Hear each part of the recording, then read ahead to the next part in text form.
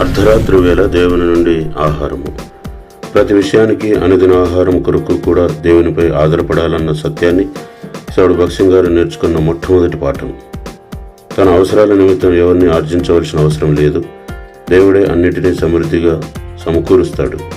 విశ్వాసంలో జీవించడం సౌడు భక్సింగ్ గారికి దేవుడు నేర్పించిన పాఠం. ఆయన జీవితంలో ఆకలి దప్పులను అనుమతించాడు. ఒకరోజు ఆయనకు ఎంతో ఆకలిగా ఉంది, కానీ తినడానికి ఏమీ లేదు. దేవుని ఆజ్ఞ ప్రకారం ఆయన ఎవరిని ఆర్జించకూడదు. అందుకని తనలో తాను ఇలా తలంచాడు, నేను నా స్నేహితుని వద్దకు భోజనం సమయానికి వెళితే అతను తప్పక తనతో భోజనం చేయమని అడుగుతాడు. వెంటనే వద్దంటాను. రెండవసారి అడుగుతాడు, అప్పుడు కూడా వద్దనే అంటాను. కానీ మూడవసారి అడిగితే మాత్రం మాట్లాడకుండా తినేస్తాను. ఈ ఉద్దేశంతో ఒక స్నేహితుని ఇంటికి సరిగ్గా భోజన సమయానికి వెళ్ళాడు. అనుకున్నట్టుగానే తన స్నేహితుడు తనతో పాటు భోజనం చేయమని అడిగాడు. ఆయన వద్దన్నాడు. స్నేహితుడు రెండవసారి అడిగాడు. ఈయన కూడా రెండవసారి వద్దన్నాడు. అయితే మూడవసారి స్నేహితుడు అడగగానే ఒప్పుకొని ఆయన ఇచ్చిందంతా తిన్నాడు. ఆయన ఆహారం లేక ఆకలితో ఉన్నప్పుడు ఇదే సూత్రం మరోసారి జయప్రదంగా అమలుపరిచాడు.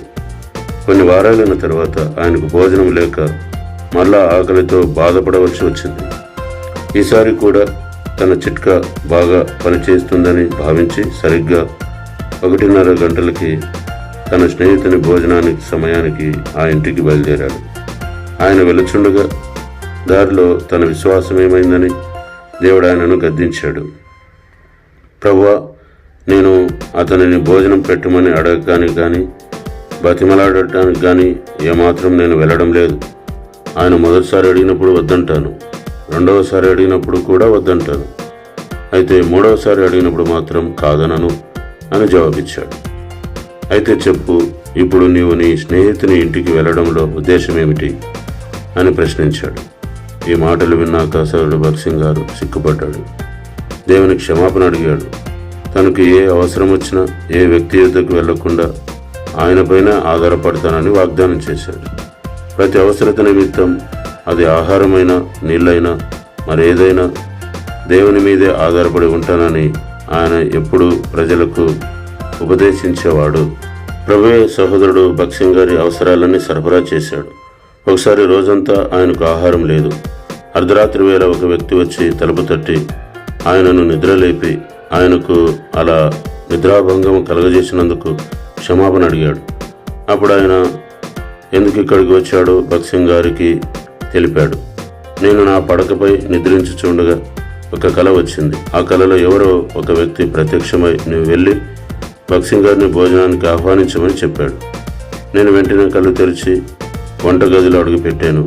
అక్కడ ఒక ప్లేటులో మంచి ఆహారం నాకు కనబడింది.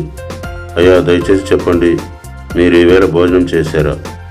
భక్సింగ్ గారు అబద్ధమాడలేక తానేమీ తినలేదని ఒప్పుకున్నాడు.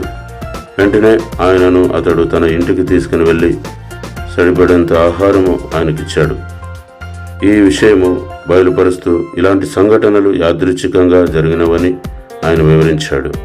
తన దేవుని నమ్మినవాడని, అన్ని పరిస్థితులలోనూ ఆయనను ఏ విధంగా విశ్వసించాలో మనకు నేర్పుతాడు అని భక్సింగ్ గారు తెలియజేశాడు.